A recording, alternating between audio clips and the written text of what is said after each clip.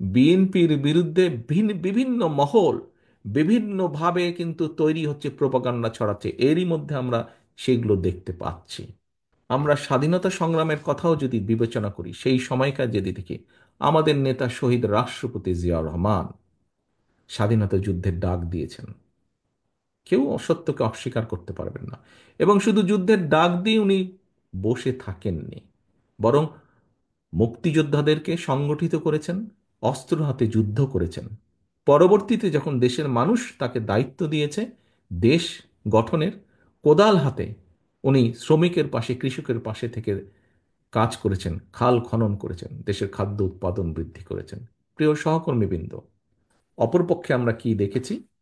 আমরা দেখেছি কোন রাজনৈতিক দলের কে আমরা দেখেছি 71 সাল যদি আমরা বিবেচনা করি, আমরা দেখেছি তারা কিভাবে এদেশের মানুষকে যুদ্ধের মুখে ঠেলে দিয়ে, যুদ্ধকে সঠিকভাবে সংগঠিত না করে বর্ডার ক্রস করে অন্য জায়গায় চলে গিয়েছে। আবার কাউকে কাউকে আমরা দেখেছি সরাসরি এই দেশের মানুষের সবচাইতে বড় অর্জন, যতদিন পৃথিবী থাকবে, যতদিন বাংলাদেশ থাকবে, এই বাংলাদেশের সবচাইতে বড় অর্জন, বাংলাদেশের মানুষের সবচাইতে বড় অর্জন বাংলাদেশের স্বাধীনতা যুদ্ধ। আমরা কাউকে কাউকে দেখেছি সেই স্বাধীনতা যুদ্ধের বিরোধিতা করতে। প্রিয় সহকর্মীবৃন্দ, আমরা হাদিসে দেখেছি দেশ প্রেম ঈমানের অঙ্গ। সেটি দেশের মাটিকে রক্ষা করা, দেশের মানুষের অধিকারকে রক্ষা করা, দেশের মানুষের অধিকারকে প্রতিষ্ঠিত করা, সবকিছুই এই ঈমানের মধ্যে পড়ে, দেশ প্রেমের ভিতরে পড়ে।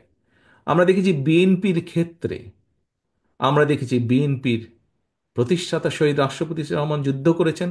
পরবর্তীতে যখন উনি দেশের মানুষের দ্বারা উনি দায়িত্ব পেয়েছেন, দেশের মানুষের মাধ্যমে দায়িত্ব পেয়েছেন, তখন আমরা দেখেছি যে মানুষকে সংগঠিত করে কিভাবে দেশ গঠনে উনি ভূমিকা রেখেছেন।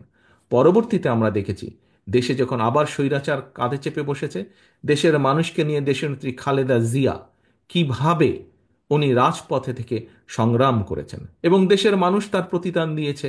1991 সালে দেশের মানুষ ভোটের মাধ্যমে বিএনপিকে দায়িত্ব দিয়েছে দেশ পরিচালনার জন্য। কাজে আমরা যদি দেখি, প্রিয় সহকর্মীবৃন্দ, প্রতিটা মুহূর্তে, দেশের সংকটকালীন মুহূর্তে বিএনপি এসে দাঁড়িয়েছে। দেশের মানুষ বিএনপির উপরে আস্থা রেখেছে। দেশের মানুষ চেয়েছে যে ঠিক আছে, যেহেতু বিএনপির উপরে আস্থা রাখা যায়, বিএনপিকে আমরা দায়িত্ব দিই।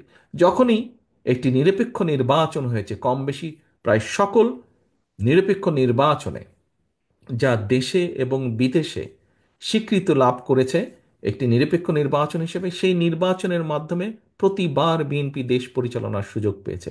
দেশের মানুষ বিএনপিকে সেই সুযোগ দিয়েছে।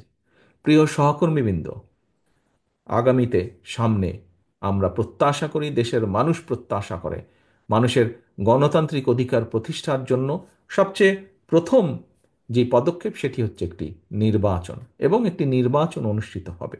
এবং সেই নির্বাচনের মাধ্যমে দেশের মানুষ সিদ্ধান্ত নেবে যে পরবর্তীতে কারা, কাদেরকে তারা, দেশের মানুষ দেশ পরিচালনার দায়িত্ব দিবে। আমরা বিভিন্ন আলোচনায় দেখি, বিভিন্ন জ্ঞানী গুণী ব্যক্তির, বিভিন্ন বিশিষ্টজনের আলোচনায় আমরা দেখি, কম বেশি প্রত্যেক মানুষ তাদের বক্তব্যে তুলে ধরেন যে আগামী দিনে বাংলাদেশ জাতীয়তাবাদী দল বিএনপির সবচাইতে বেশি সম্ভাবনা দেশ পরিচালনা করার, সবচাইতে বেশি সম্ভাবনা সরকার গঠন করার, ভোটের মাধ্যমে জয়ী হয়ে। এখন প্রিয় সহকর্মীবৃন্দ, আজকে আপনারা আজকে আপনারা 31 দফা নিয়ে সারাদিন আলোচনা করেছেন।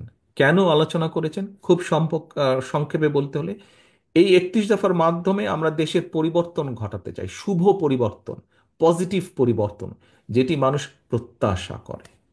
এখন এই পরিবর্তনটি এই পরিবর্তনটিতে কোনো জাদু বা ম্যাজিক না যে আমরা বলবো আর হয়ে যাবে। এই পরিবর্তনের জন্য আমাদের নিজেদেরকে প্রস্তুত হতে হবে, আমাদের মন মানসিকতার পরিবর্তন ঘটাতে হবে প্রথমে। যদি মন মানসিকতার পরিবর্তন ঘটাতে হয়, তাহলে সেভাবে আমাদের নিজেদেরকে প্রস্তুত করতে হবে। একটু আগে আমি বলেছি, আপনারা প্রত্যেকে এখানে দেখেছেন, আমি যদি একটি বিষয়কে উদাহরণ হিসাবে নিয়ে আসি, যে আমাদের একজন সহকর্মী একজন শিক্ষিকা, আমাদের দলের একজন নেত্রী বলেছেন, উনি যখন বিভিন্ন উঠান বৈঠকে গিয়েছেন, বলেছেন অনেক মহিলা খুশি হয়েছে ফ্যামিলি কার্ডের কথা শুনে। আবার কেউ কেউ প্রশ্ন করেছে, সত্যি আপনারা করবেন তো? প্রিয় সহকর্মীবৃন্দ, আজকে আপনারা যারা এখানে আমার সামনে বসে আছেন, আপনারা সহ আরও যারা আমাদের লক্ষ লক্ষ নেতাকর্মী আছে, বিএনপির নেতাকর্মী আছে, এই সকল মানুষকে আজকে এই দায়িত্বটি নিতে হবে। আমাদের বিরুদ্ধে বিভ্রান্তি ছড়ানোর জন্য বহু মহল কিন্তু তৈরি হচ্ছে। আপনারা পোড় খাওয়া রাজনীতিবিদ, আপনাদের বুঝতে বিন্দুমাত্র অসুবিধা হওয়ার কোনো কারণ নেই। বিএনপির বিরুদ্ধে বিভিন্ন মহল বিভিন্নভাবে কিন্তু তৈরি হচ্ছে, প্রপাগান্ডা ছড়াচ্ছে, এরই মধ্যে আমরা সেগুলো দেখতে পাচ্ছি।